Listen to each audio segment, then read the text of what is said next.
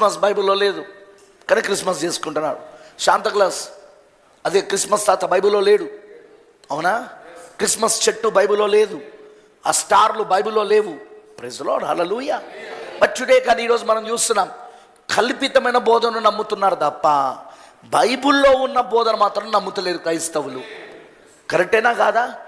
ఇవి మానవులు కల్పించిన పద్ధతులు, మానవులు కల్పించిన పండుగలు, ఆచారాలు, సాంప్రదాయాలు, మానవులు కల్పించిన అద్భుతమైన స్టోరీస్, ఇవి కల్పనా కథలు. ఇలాంటి కల్పనా కథలు నమ్ముతున్నారు తప్ప బైబిల్లో ఉన్న వాక్యాన్ని నమ్మమని ఎన్ని మనం చూపించినా ఈరోజు నమ్ముతలేరు.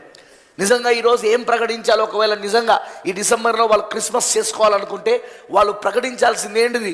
అదిగో మధ్యాహ్నం నేను చెప్పాను చూడు, ఏలియా బాప్తిస్మం ఇచ్చి యోహాను, ఏలియాను దేవుడు పంపాడని, ఆ ఏలియాను వెంబడిస్తూ ఏకైక మనిషి కుమారుడైన యేసుక్రీస్తు వచ్చాడని, యేసుక్రీస్తును పరిచయం చేసిందే ఏలియా అని.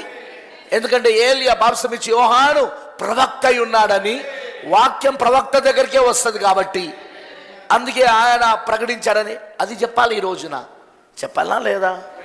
ఆ తర్వాత యేసుక్రీస్తు పుట్టినప్పుడు ఏం జరిగిందో చెప్పాలి, అప్పుడు జరిగిన విషయాలు.